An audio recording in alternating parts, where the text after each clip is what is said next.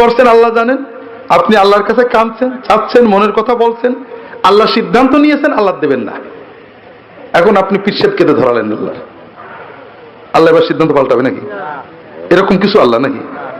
একটু বোঝেন না আপনারা, এই যে সাধারণ বিবেক নেই। এইবার আসেন, আমার পুরনো কথা, যারা আমার ডিজিটাল ওয়াজ শোনে তারা ওয়াজ জানে সবাই, কারণ আমি অনেক জায়গায় বলি, কিন্তু না বললে বুঝবেন না। ছোট বাচ্চাদের বড় দুশ্মন কে? মা। মা, ঠিক না? মারে সবচেয়ে বেশি কে? হ্যাঁ, আব্বা বেশি মারে, দাদি বেশি না মা মারে বেশি? হ্যাঁ, মা একটু মারে বেশি। হুকুম বেশি কে করে, দাদি, খালা না মা? মা সারাদিন হুকুম করে, তাই না? বাথরুমে গেলেও মা কিন্তু হুকুম করে, এই সুসি ভালো করে, হাত ধুই ভালো করে, পানি সাফ করে ভালো করে, দাঁত মাজবি ভালো করে, সারাদিন মা হুকুম করে। আর রাগবাগও মাই বেশি করে। তাহলে ছোট বাচ্চাদের মারও বেশি। ছোট বাচ্চাদের বড় দুশ্মন কে? মা। এখন একটা বাচ্চা চিন্তা করলো যে মা তো আমার রাগী, সে বাচ্চা মার খুব মহব্বত করে, জানে যে মা মা, কিন্তু ও জানে মা খুব রাগী, আর মার কথা তো শুনতে পারি না, মা 100টা বললে 5টা শুনি। কিন্তু খালা খুব আপন, খালা দয়াল, জীবনে কোনোদিন খালা আমার রাগ করিনি, যা চাইছি দিয়ে দিছে। খালা দেয় না? দেয় না? দেয় না? বলেন না। হ্যাঁ, খালারা মারে কোনোদিন? আপনার খালা কোনোদিন মেয়েছে আপনার? খালা মারে না, খালা দয়াল, খালার কাছে জীবনে যা চাই দেয়, আর মার কাছে 10টা ছেলে 9টা রাগ করে। এখন তো আমি মার কাছে কিছু চাবো না, আমার যা চাওয়ার খালার কাছে চাবো। এমনকি মার কাছে যেটা চাওয়ার, মার জিনিস, ওটাও খালার কাছে চাবো। খালা মার বললে আর মা না দিয়ে পারবে না। এখন কারোর ছেলে দুধের দরকার হইলে, জামার দরকার হইলে, টাকার দরকার হইলে মার কাছে না বলে খালার কাছে বলে। খালা এসে মার বলে যে আপা অথবা বোন, এই দাও না, ছেলেটার খুব কষ্ট ছিল, দাও। এই রকম ছেলে যদি কোনো মায়ের থাকে, মা খুশি হয় না বেজার হয়? কি মনে হয় আপনাদের ভাই? কেউ কি মনে হয়? এই ছেলেটা কি মাকে অপমান করছে না সম্মান করছে? ও প্রমাণ করছে যে ওর মা ভালো মা না।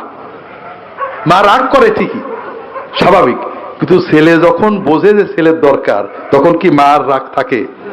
কাজেই কোনো ছেলে যদি মনে করে যে আমার মা বদরাগী, মা তো দেবে না, মার কাছে যেটা চাওয়ার সেটা খালার কাছে চায়, ও মাকে অপমান করে না সম্মানিত করে?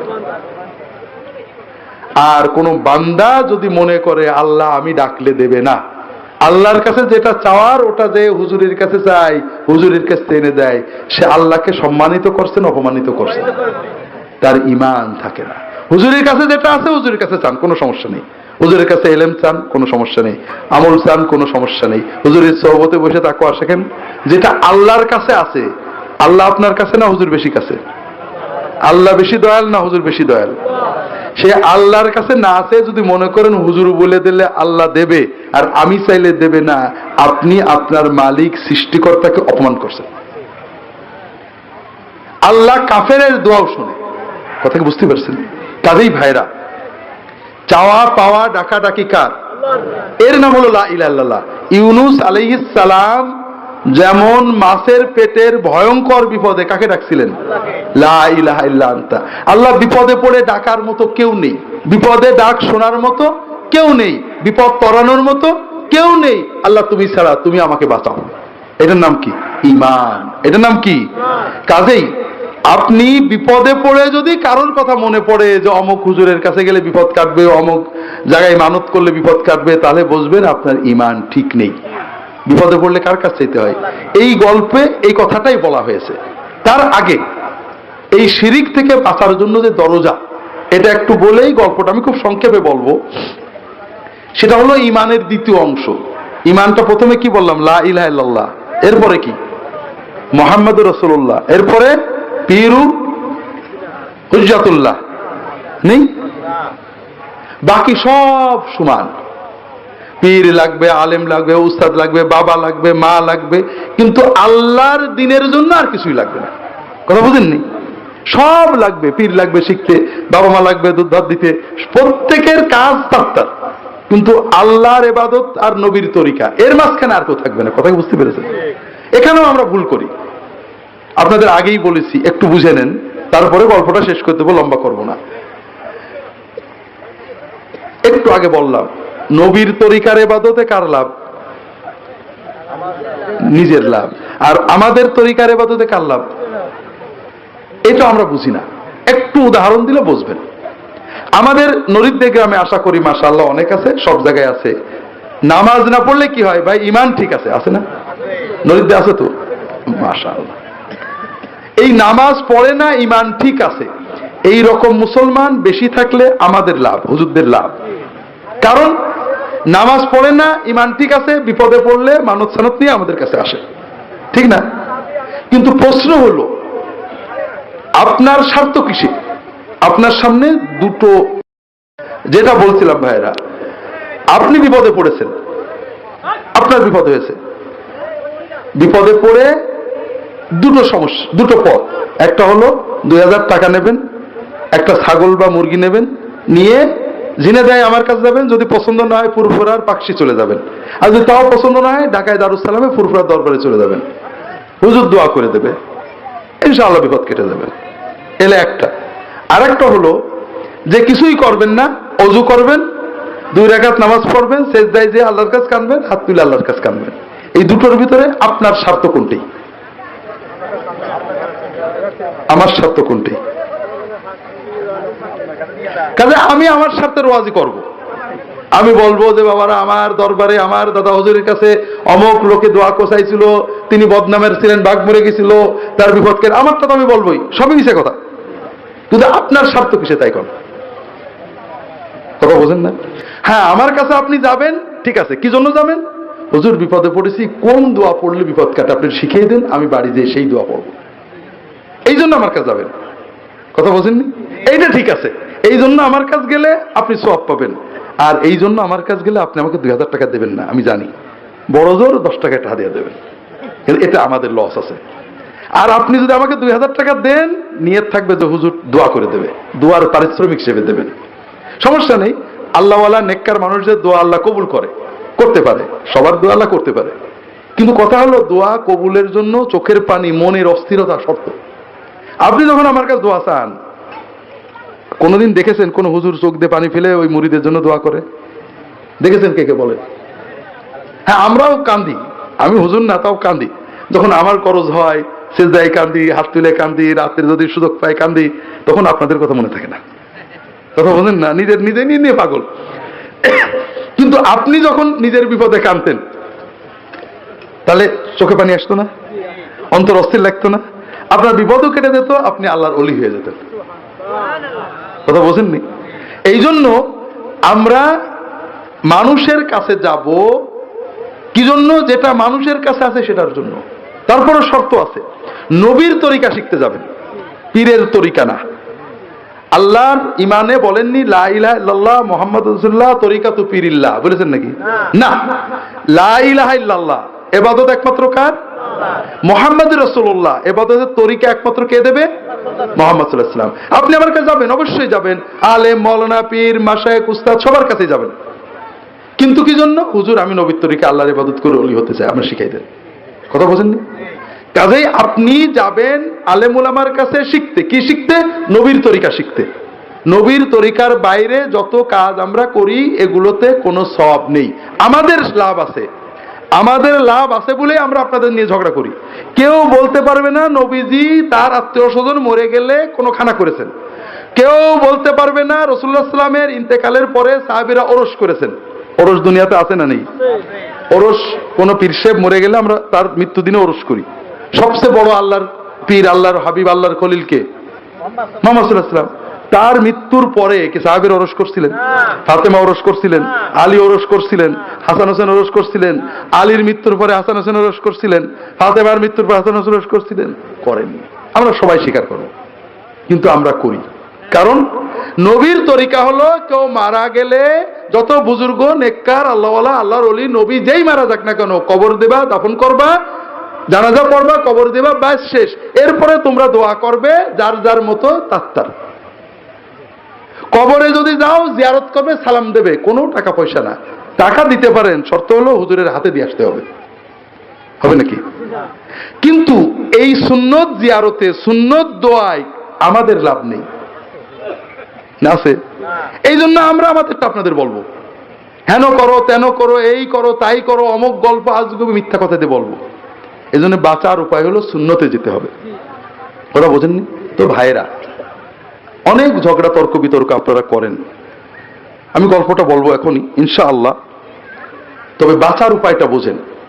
কবরে গেছেন, কবরে যাওয়ার পরে আপনি অনেক ইবাদত করেছেন, প্রতি বছরে পাকশিদে হুজুরের খেদমতে 10,000 টাকা দিতেন, একটা করে ছাগল দিতেন। এরপরে মনে করেন হুজুরের সেজদাও করতেন, হুজুরের কবরে যে সেজদা করেছেন, চেয়েছেন, হুজুরের ভক্তি করেছেন। কিন্তু কবরে যে দেখলেন আপনার যা অবস্থা, ফেরেশতারা দুর্মুষ নিয়ে হাজির। এখন আপনি বললেন যে না, আমার পীর বলছিল যে কবরে যে যদি বিপদে পড়ো আমার কথা স্মরণ করবা, আমি শিওরে যাব। আছেন এরকম? বলে না মানুষ? হ্যাঁ বলে না? আছে না? হ্যাঁ আছে। সবচেয়ে বড় পীর কে? আব্দুল কাদের জিলানী। হ্যাঁ, মুহাম্মদ রাসূলুল্লাহ সাল্লাল্লাহু আলাইহি ওয়াসাল্লাম। পরের লোকেদের জন্য আব্দুল কাদের জিলানী একজন বড় পীর, কিন্তু সবচেয়ে বড় কে? মুহাম্মদ রাসূলুল্লাহ সাল্লাল্লাহু আলাইহি ওয়াসাল্লাম। সেই মুহাম্মদ সাল্লাল্লাহু আলাইহি ওয়াসাল্লাম তার মেয়ে, তার ফুফু ডেকে বলছেন, ইয়া ফাতিমা আনকিযি নাফসাকি মিনান নার সালিনি মিন মালি মা শিতি লা উগনি আনকি মিনাল্লাহি শাইআ। ফাতেমা, আমার দুনিয়ার টাকা পয়সা যা আছে আমি তোমার দিতে পারবো, কিন্তু আল্লাহর কাছে তোমার আমি কিছু করে দিতে পারবো না, নিজে আমল করে তোমাকে জান্নাতে যেতে হবে। আর আমি এত বড় হলাম যে আমি, আপনি আমল করেন আর না করেন, আমি আপনার জান্নাতে নিয়ে যাব। আপনার বিশ্বাস হয়ে গেল? যেটা বলছিলাম, আপনি বললেন যে আমার হুজুর বলছিল শিওরে আসবে, হুজুর একটু ডাকো। ফেরেশতারা তখন হুজুরের ডেকে আনবে, ঠিক না? আনবে না?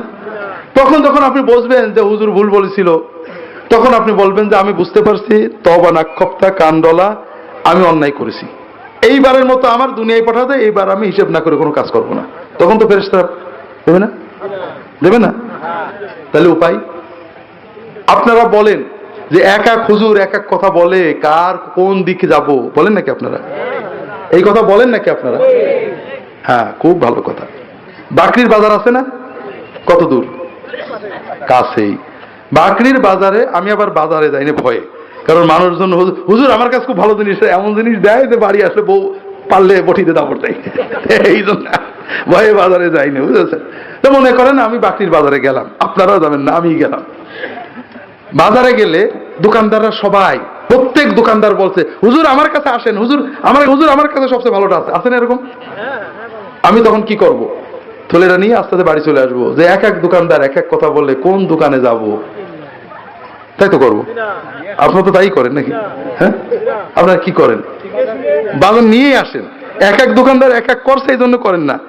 আপনি কি করেন দেখেন মেলে কিনা, প্রথমে হিসেব করেন কোন দোকানে যাব। 10 জন দোকানদারের ভিতরে একটা দোকান আপনি চয়েস করেন, ঠিক না? দোকান দেখে, লোকের আমল দেখে, পুরনো পরিচয় দেখে দোকান চয়েস করেন। দোকান চয়েস করার পরে যখন মাল দেয়, মনে করেন টমেটো নেবেন, ও কি করে একেবারে বড় একটা করে গামলা করে বা বাটি করে বা টমেটো পাল্লাই ঢালে, ও যা দেয় আপনি নিয়ে চলে আসেন, ঠিক না? হ্যাঁ হ্যাঁ, এইটা বাদ দেন, ওইটা বাদ দেন, এইটা টিফে টিফে দেন, তাই না? তাহলে আপনি দুটো কাজ করেন, প্রথমে দোকান চয়েস করেন, এরপরে মালও চয়েস করেন, ঠিক না?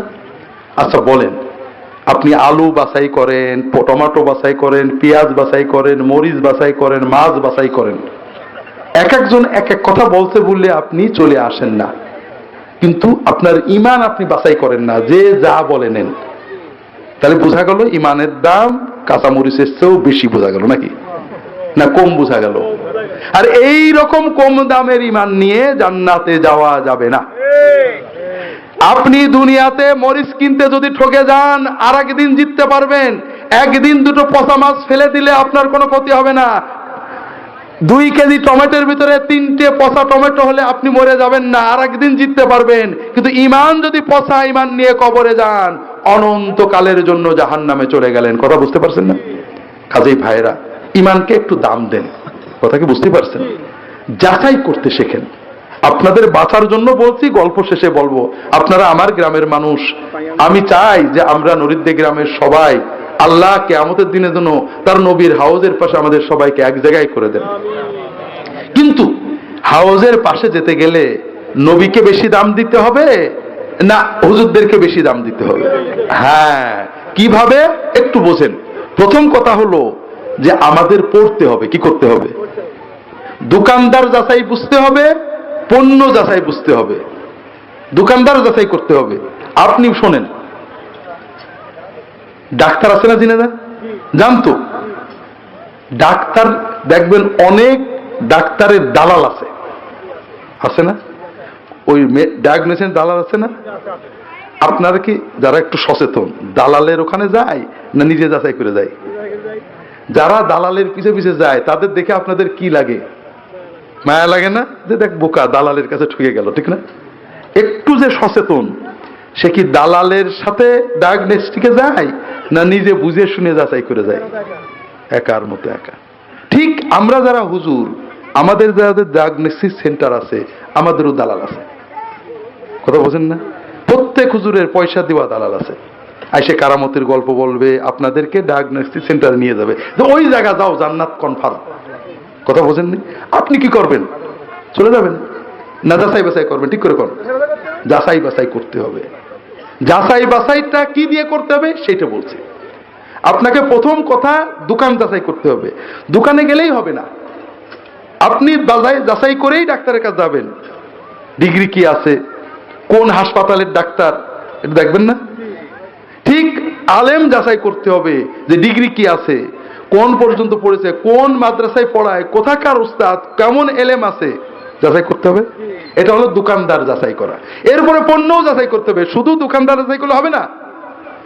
একমাত্র দোকানদার যার পণ্য আমরা যাচাই ছাড়া নেব তার নাম মুহাম্মদ রাসূলুল্লাহ সাল্লাল্লাহু আলাইহি ওয়াসাল্লাম। আর কোন দোকানদার এরকম নেই। সবাই মুহাম্মদ সাল্লাল্লাহু আলাইহি ওয়াসাল্লামের জিনিস বেচবে, যাচাই করে নিতে হবে ওটা অরিজিনাল মুহাম্মদ সাল্লাল্লাহু আলাইহি ওয়াসাল্লামের জিনিস না। কথা বুঝতে পারেননি?